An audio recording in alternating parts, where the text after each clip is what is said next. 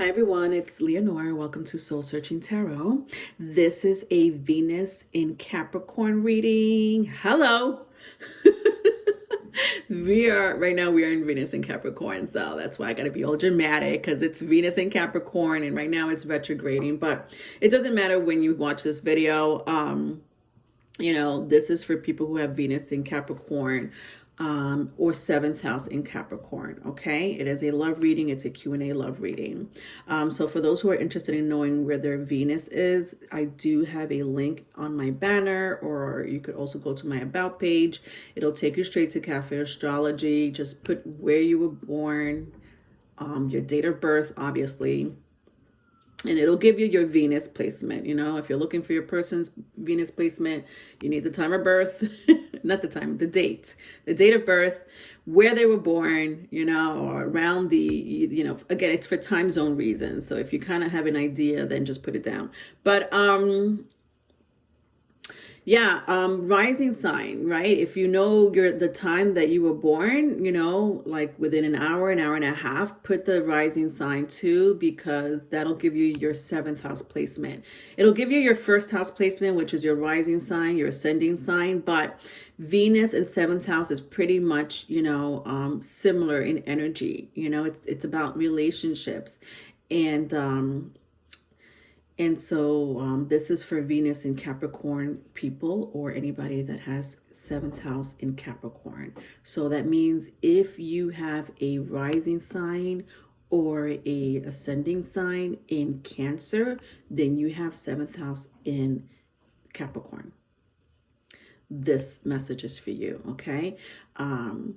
If it doesn't make sense or if it's not resonating, look at your seventh house, So that's why I'm telling you to look at those two placements, seventh house and Venus placement. All right, it will be different because a rising sign is the polar opposite of the seventh house. So if you have a rising sign in Leo, you have a seventh house in Aquarius, because Leo and Aquarius are polar opposites of each other. Cancer and Capricorn are polar opposites of each other. But that's only if you know your rising sign, right? If you don't, just go by your Venus placement. I hope that made sense. In this video, in this Q&A reading, I will ask 3 questions. If I have to go into a bonus question, I will, just to clarify more information for you guys. But the 3 questions are: 1, how are they currently feeling about you? 2, are they in another relationship? 3, what's blocking them from a union or a commitment? And again, if I have to go into a bonus, I will go into a bonus just to clarify. All right, so let's talk about Venus in Capricorn or anyone with a seventh house in Capricorn. This is a general description. Your other placements do count. So it's just a general description, right? Because we have a sun sign, we have a moon sign, and those placements do dictate, who we are. But Venus in Capricorn people, you guys are very self-sufficient. And you want to fall in love with someone that is practical, that could also check your list, because Venus in Capricorn people are seventh house placement people in Capricorn. They have a checklist. They take relationships as business. Love relationship is a business relationship for them. It's an investment for them, and they want to know who they're spending, their life with, or who they're dedicating their energy to, so they take it very serious. These people take, relationships very serious. But once they're dedicated to you, they're dedicated to you. They're dedicated to their family, to the relationship. And that's just who they are, these people. All right. So if you're not a practical person, I don't know if you'll be compatible with people in Venus and Capricorn, or you may have some, little friction here and there, with Venus and Capricorn people. Otherwise, that's just their energy overall. Again, depends on other placements as well, right? All right, so let's get started with the reading. Let's go into the first question. How are they currently feeling about you? How are they currently feeling about you?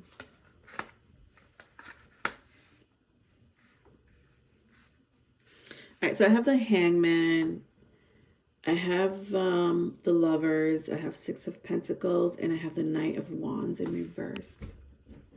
So very strong Gemini, if that means anything to you. I got Pisces. And I also have Aries, Leo, Sagittarius, if that means anything to you. I think that this person, someone here, either you or someone here, I don't know, you let me know, has been in love with the other person for a long time. And you guys have been in, either you guys have been in a relationship, like an on and off relationship for a long time, or you've been in a committed relationship with your person for a long time, with the Hangman and the Lovers. So some of you may be married, you already live together, you have a family together, but this is a relationship. My crowd here, you guys are in a relationship with your person, right? Very Venus and Capricorn energy. And I think a lot of you have, you know, for the most part have, you know, are happy in the relationship. There's not, you know, there may be a couple of things that, you know, you may not like about the person, or the situations that, you know, unfolds here and there with your person. But, you know, otherwise, overall, with the Six of Pentacles, you're okay with your person, you know. Some of you may already have children with this person, you know, or a child in common with this person. If it's not in common, then, you know, you do have a family together. You do share this home together. But with the Knight of Wands in reverse, how are they currently feeling about you? I think the sex here has died. I don't know why I want to say it like that. Like the sex here, or somebody who's not sexually attracted to the other person, or I don't know why. That's interesting. Like, I feel like someone here is not falling out of love, but the sex needs a little boost here. It needs a booster. The sex needs a booster here. So your person loves you. Your person still wants to be with you. And some of you may be wondering, why is my person not, you know, being their passionate self any longer?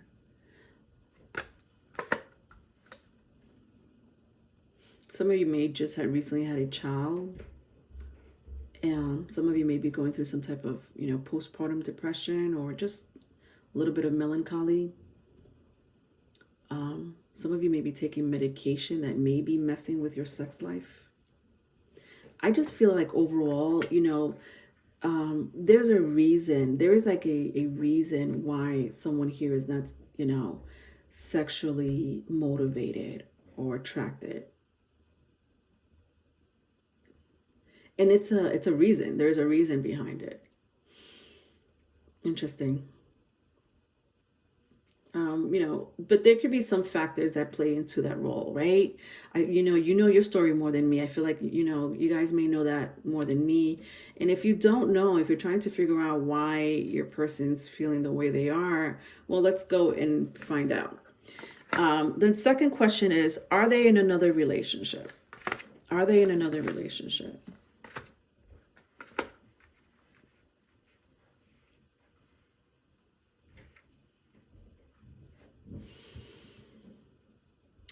I think that someone here has friends, like, of the opposite sex. Do you know what I mean? Like, they may contact someone from the opposite sex. It could be same sex, but it doesn't matter. There's some form of contact here, either through text messages, phone calls, video chat, that happens with your person and someone else, you know, vice versa. If it's vice versa, where this person is trying to seek information. Yeah, like seek information about the relationship. Somebody here gives really good advice. As far as them being in another relationship, no, they're not in another relationship where it's like a third party or some type of love triangle. I don't see it here. But I do see with the Six of Swords and the Four Wands, Somebody, and the King of Swords, somebody here who's trying to, maybe get advice. It could be through tarot reading with the King of Swords here. It doesn't have to be, or the Six of Swords here, but it could. I also see a union here, like someone really values someone's opinion when it comes to relationship or life, just life, period. This could be a sibling, this could be, a family member, a friend, a co-worker, but this person really values their advice, when it comes to a relationship here. And again, I don't know why, because I don't want to pinpoint one specific reason why somebody is not sexually attracted to the other person, or there's no sexual fire going on at the moment, because I feel like there's different stories. With the Emperor card here, this person is very committed to you. Honestly, that's what I kind of see here. Like, I don't sense that they're in another relationship. And I kind of felt that earlier. Like, I don't, even with not being sexually attracted to you, I don't really sense that it has to do with a third party. But let's go into the next question. The next question is, what's blocking them from a union or a commitment? All right, so I know a lot of you are already in a commitment and a union with this person, but let's see if we could find out more about what's going on with your union and your commitment with your person. So I have the Three of Swords, the Page of Cups, the Page of Wands, and the Temperance. So Sagittarius is strong here, and very strong air sign. Gemini, Libra, Aquarius. I also see Aries here, if that means anything to you. So what's blocking them from a union or commitment? So it's, I'm seeing sacral and solar. Sacral, mostly sacral. I would say sacral, but solar plexus blockage, sacral blockage is what I see here. So solar plexus has a lot to do with trusting. So I don't know if somebody here went through a situation in a past relationship, or early adulthood or childhood, where they have trouble trusting people when it comes to sex or love. So I think you already know, you may know that about this person. If you don't, you don't. But I almost feel like your person, either you or your person, have trouble trusting people because they, and I hate to say this, it's maybe a trigger for some of you, and I apologize in advance, but they might have been, sexually taken advantage of. Sorry, it's Mercury retrograde. Sexually taken advantage of, or worse. And I don't know who this applies to, obviously, but yeah, I kind of see it here with the Three of Swords. So a blockage in their solar plexus and sacral. I'm kind of sensing both.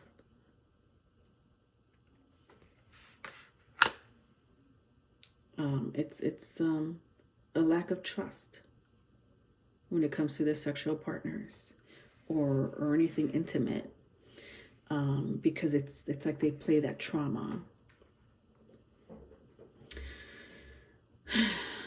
Otherwise, I don't really see a blockage here. I do see someone needs to heal with the Page of Wands and the Temperance, even with the Page of Cups. I think that this person, whoever I'm talking about, if it resonates, this person have been seeking therapy or have sought therapy before in the past.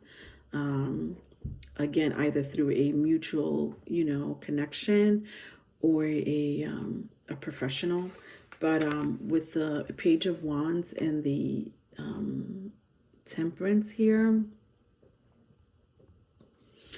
and I'm going to repeat this again, there really is nothing blocking. Like, there's no third party here. So I almost sense that I have to say that, because some of you may be feeling like this person may not be interested in me because, they want to go to another person. They want to be with someone else. And if that's your story, then this is not your reading, because that's not what I'm picking up here at all. Not at all. I love that the Temperance card came out here because this person does want to heal. This person does want to mend the relationship and heal, whatever passion that's lacking with the Page of Wands here. You guys may be able to do this through creativity. So if you guys have like, something in common, especially if it has to do with creative work or spiritual work, I would suggest, to start there, mend your relationship through creativity or through spirituality. You know your person more than me, so that could be a beautiful bond between the both of you that doesn't require sex. I'm going to go into a bonus question here, and I don't really want to touch on the trauma, because I know it doesn't apply for everyone. And if it applies to you, I feel like this person already knows about it and has tried to really address that in the relationship. So let me see, what's a good question to ask?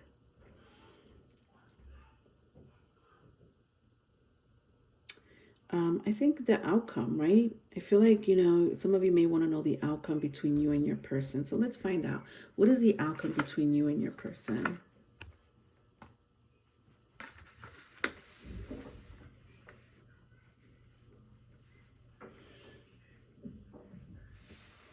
I mean, I see success. Again, if you want to work on your relationship, please do so, because there's a beautiful thing going on between the both of you.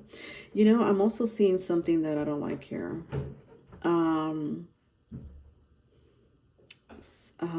I'm seeing dark magic or hidden magic, witchcraft, spell work with the Hierophant and the Magician. Very interesting. I don't know who this resonates for. I feel like somebody here might have been, wow, that's interesting.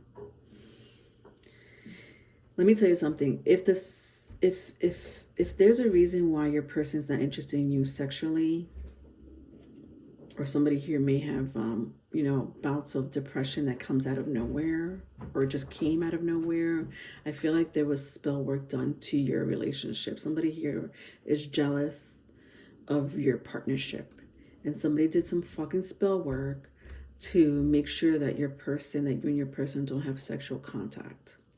Now, this could be something from the past. This could be, a jaded person, or a person that, was rejected and decided to use spell work, or some form of, negative manifestation against your relationship with your person. That doesn't apply for all of you, but that came in very strong. But with the Six of Cups and the Knight of Cups here, I'm sorry, the Six of Wands and the Knight of Cups here, the outcome here is beautiful, folks. There is love. This person still loves you. This person wants to succeed in this relationship. Find something in common that doesn't have to do with sex, to make this work, okay? And it has to be mutual. It can't be one way, right? We can't make a relationship work, one person only doing the job. All right? So I hope that works out. I hope that really helped for my Venus in Capricorn, 7th house Capricorn placement people. Love you guys. All right. Don't forget to like and subscribe. Bye.